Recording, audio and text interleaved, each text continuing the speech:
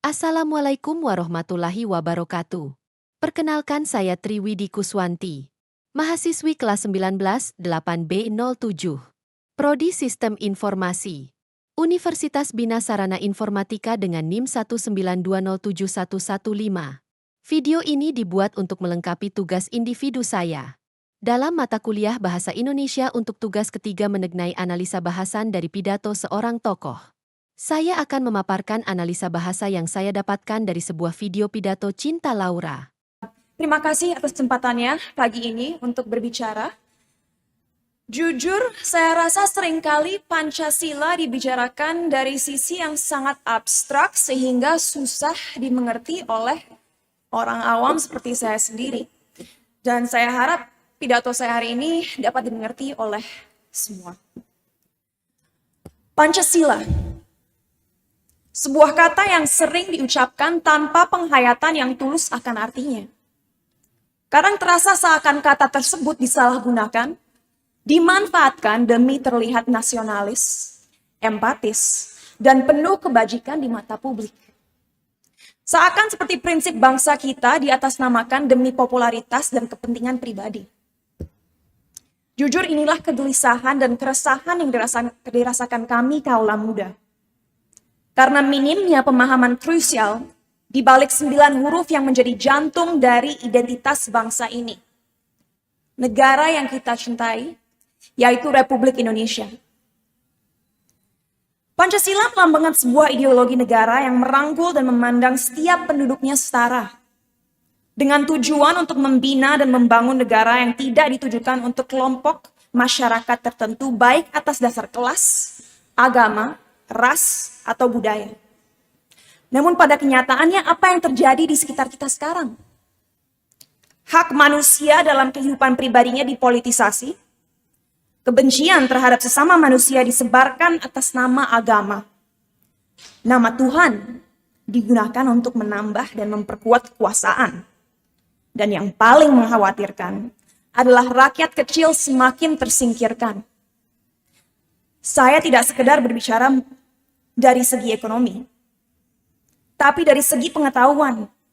Sehingga akhirnya banyak dari penduduk kita mudah terpengaruh cara berpikirnya oleh nilai-nilai yang bertolak belakang dengan Pancasila. Jujur, saya sangat gugup berada di sini hari ini, dikelilingi oleh para filsuf, orang-orang hebat yang mempunyai wawasan dan kemampuan jauh di atas saya. Saat menulis pidato ini, saya merasa harus mencari contoh filosofis yang unik dan out of the box agar kelihatan lebih kece atau keren di depan bapak-bapak dan ibu-ibu hari ini. Tapi saya sadar untuk apa mempersulit perbincangan kita hari ini jika permasalahan yang sedang didiskusikan dapat disimpulkan dengan sebuah alegori klasik yang dapat dimengerti semua orang. Kondisi masyarakat kita sekarang mirip dengan perumpamaan Goa Plato.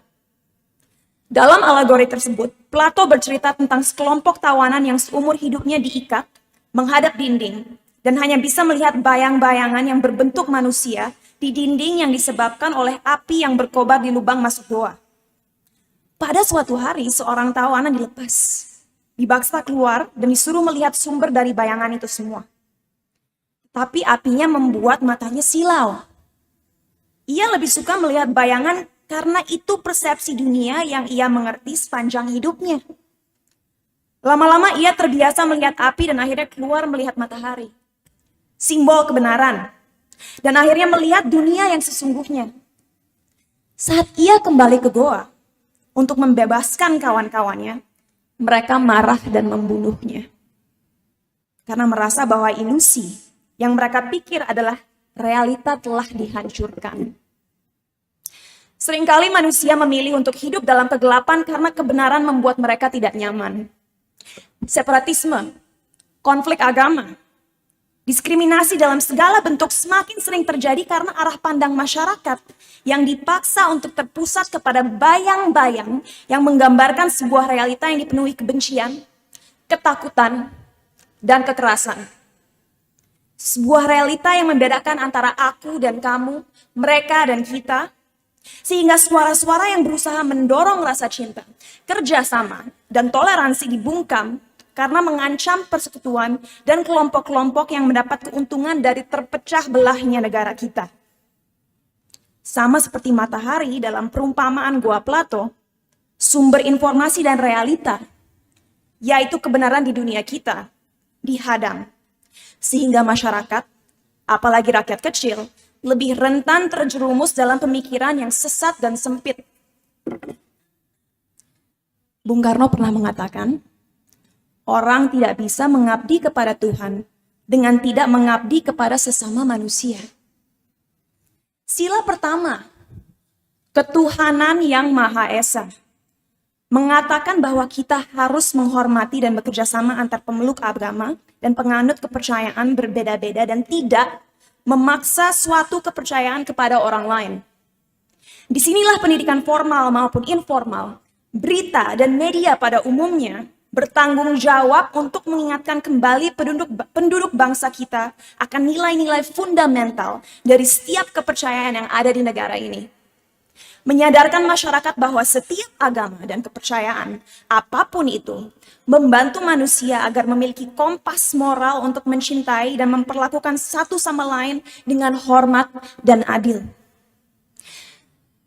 Jadi saya rasa tidak ada satupun dari kita yang berhak berkoar kecintaan kita terhadap Tuhan kalau kita tidak bisa menghargai perbedaan yang sudah diciptakan oleh Tuhan sendiri. Dalam negara demokratis, penting sekali kita memahami sila kedua, kemanusiaan yang adil dan beradab. Akan tetapi, representasi yang adil di Indonesia masih sangat minim.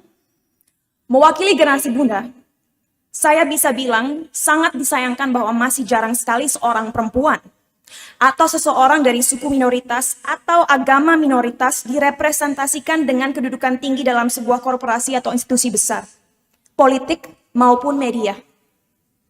Akan sangat sulit untuk generasi selanjutnya melanjutkan jiwa Pancasila jika apa yang mereka lihat dalam kehidupan sehari-hari adalah birokrasi yang diatur oleh orang-orang yang sama. Dan ini sangat disayangkan karena berbagai studi lintas budaya menunjukkan bahwa keberagaman dalam kondisi kerja maupun kehidupan pribadi dapat meningkatkan kemampuan beradaptasi, menguatkan cara berpikir kritis, dan meningkatkan produktivitas yang pada akhirnya sangat dibutuhkan bangsa ini agar memiliki sumber daya manusia yang lebih kompetitif dan kompeten agar dapat merealisasikan sila ketiga, yaitu persatuan Indonesia. Yang dibutuhkan bagi kemajuan bangsa ini adalah untuk membangkitkan kembali rasa bangga dan rasa memiliki terhadap Indonesia dari setiap individu, setiap kelompok, setiap penduduk, siapapun mereka. Karena tanpa persatuan yang kuat atas dasar Bhinneka Tunggal Ika, tidak akan ada permusyawaratan yang benar-benar mewakili rakyat dan mengutamakan kepentingan bersama di atas kepentingan pribadi atau kelompok tertentu. Demikian, dengan era yang semakin modern dan dikuasai teknologi, mari kita berikan kesempatan bagi anak-anak muda Indonesia untuk benar-benar mempelajari dan mengerti setiap segi dari sejarah, budaya, dan adat kita. Tumbuhkan rasa minat mereka untuk mengenal warisan budaya yang ada. Biarkanlah mereka bertanya, tumbuhkanlah rasa ingin tahu mereka sehingga mereka tidak mudah dipengaruhi dan dijajah pikirannya.